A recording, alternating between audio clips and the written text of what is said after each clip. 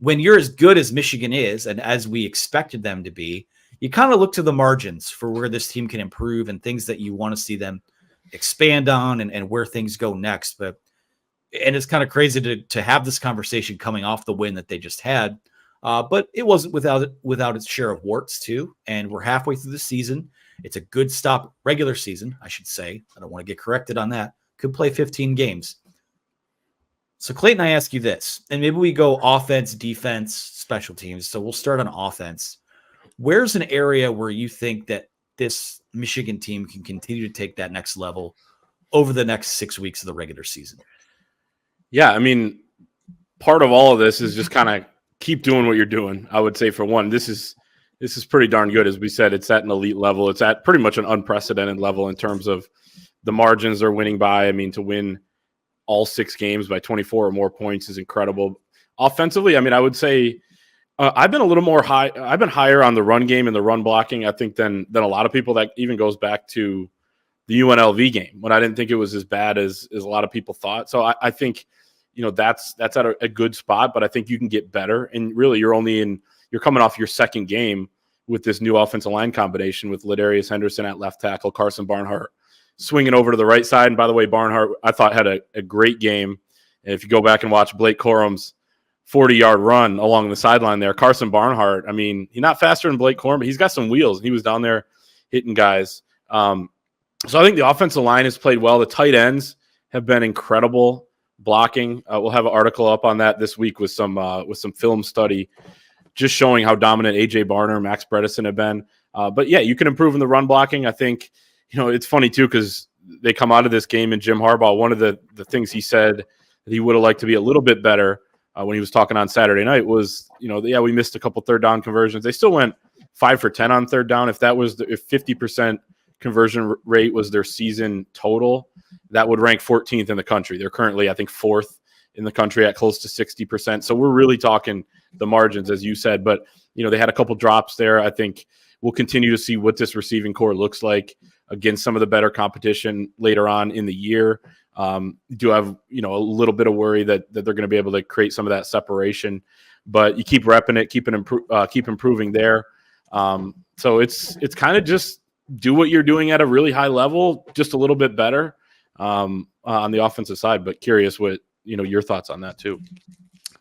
Yeah, for me, I think this is the stat of the day to me, and I just looked this up. I did not prepare this ahead of time. At show prep on my part, but we'll do it live. We'll do it live. Donovan Edwards, 51 carries, 177 yards this year. He's averaging 3.5 yards per carry. Khalil Mullings, 23 carries, 147 yards this year. He's averaging 6.4 yards per carry. He has 28 less carries than Donovan Edwards does and is only 30 rushing yards behind him. To me, it is clear that, and I'm not advocating that Donovan Edwards' workload is dialed back. I think that at some point there's going to be some kind of progression to the mean for him. And I think the longer we go without seeing him score a touchdown or seeing him have that big breakout game, which, God, he should have had a touchdown on Saturday night. But he was damn close. It was really close on TV. But I'll say this. Khalil Mullings, this isn't just look, he's had a couple nice games. Would you look at that? He is running with a lot of juice right now. And it seems like, when he ran that first time we saw him, was it last year's spring game? And you're like, well, this guy's got a little bit of wiggle to him. But guys, I'm telling you right now, and I'm not saying that this is who he winds up becoming, but there is a lot of, late stage Hassan Haskins in that guy's game right now. And I would like to continue to see him explored as maybe, it's a timeshare in terms of who's that backup running back. Edwards right now, I think the last 2 weeks we've seen him, take strides. I think he's running harder the last 2 games that we saw him in the first 4 games. But, still Edwards' longest rush of the season is still only 14 yards.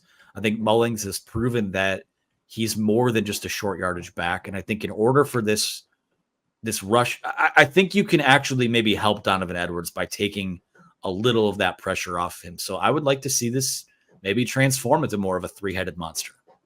I think we're seeing it, more and more.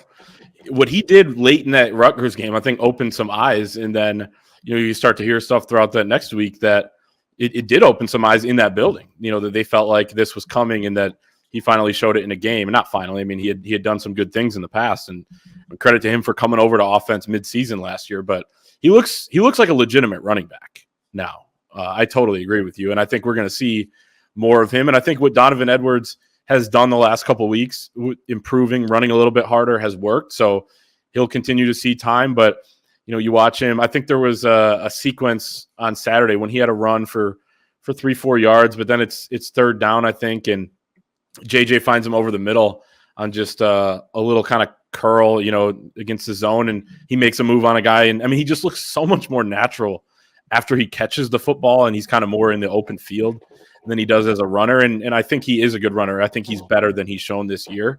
But, I think as the year goes along, I mean, when they get in those bigger games, we've seen it and we know what it looks like. There are going to be some defined roles for these guys, and I think they'll all buy in, and I think we're going to see a healthy dose of all of them, as you said. Yeah, other than that, no notes on offense for me. I think they continue to do a really nice job of taking what defenses give them. I think that JJ being able to run the football, or at least being more decisive there, is a game changer for them. I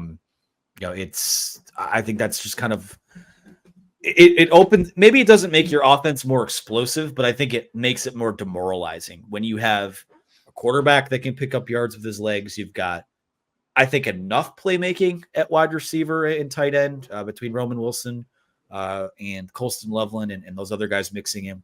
Just they can attack you in so many different ways, and I think that's been great to see. Would love to see the more of it. Defensively now, and this is where we really start nitpicking Clayton. But is there something defensively you think this team can do to take that next step? Yeah, I mean, I think we saw it with Minnesota, got a little bit of success early on in the game running the football, but Michigan really tightened up, and it was really the first time that anyone had run on the first team defense. So I wasn't overly worried about that. Even then, they only had 47 yards on the ground on that one drive, which is a lot for one drive, but Michigan really tightened up. I'd just say it continues to be the pass defense, and I think it'll improve as guys get more healthy. I think Will Johnson, he said he would consider himself 100%. I wouldn't expect him to say anything different, obviously, but he looked even better on Saturday night, I thought, than he had in the weeks prior. So I think he's getting more up to speed. And I thought Rod Moore, I mean, you didn't notice a ton of what he did. He honestly almost had an interception on one third down when they dropped KG and Rayshon Benny into coverage on one of those exotic Minter. Actually, I think Rayshon almost got a pick too. He had the breakup there. But, Rod Moore was right in that mix. I think we're going to see him make a couple plays here as they go forward. They did allow that deep ball, the 35-yarder to Daniel Jackson with 6 seconds left in the second quarter. Jim Harbaugh said they should have been in more of a prevent.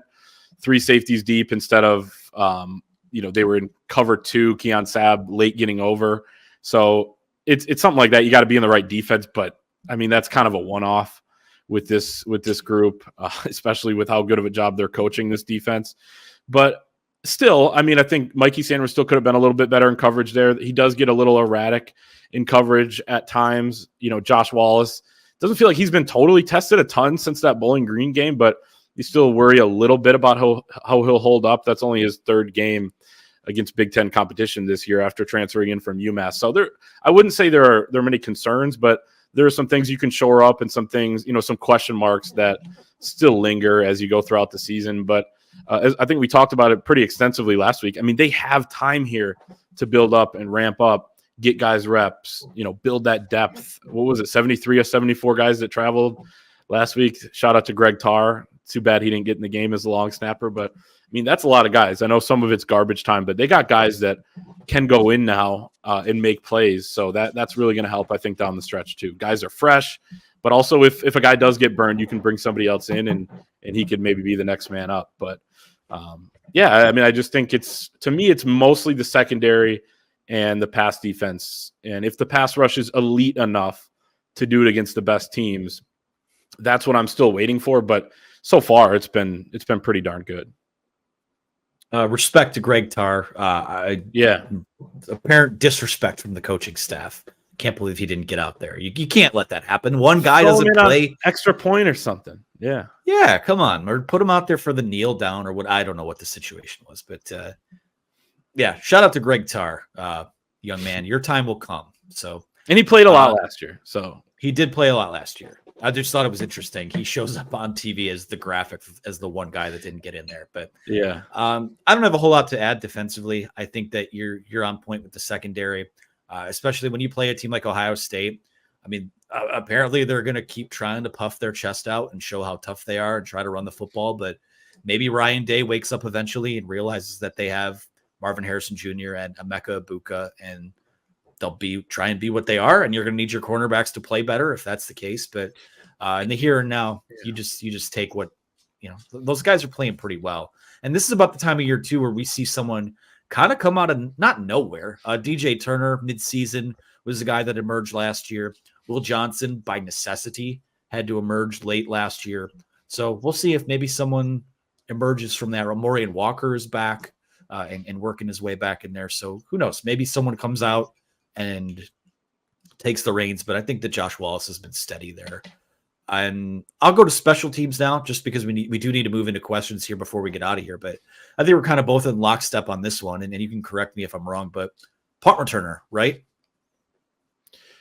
Yeah, but I mean, I was thinking about this actually last night when I was rewatching. I got through the first half before I just got way too tired and had to end it there. I mean, Jake Todd, he's done fine, especially since early on in the year when he had a couple of those that he should have fielded. I think he's learned from that. Tyler Morris has been really good too. I liked him. It was a little risky. I know the broadcast called him out for that, when he picked up that one that was rolling, and then he kind of spun away from it. I mean, that was perfect, and he saved some hidden yardage there. So I mean, I know at some point you want to settle on one guy, but I'm not as down on that platoon right now as I was maybe a few weeks ago. Yeah, it hasn't really cost them. If anything, it was the kickoffs where they had those issues against Bowling Green.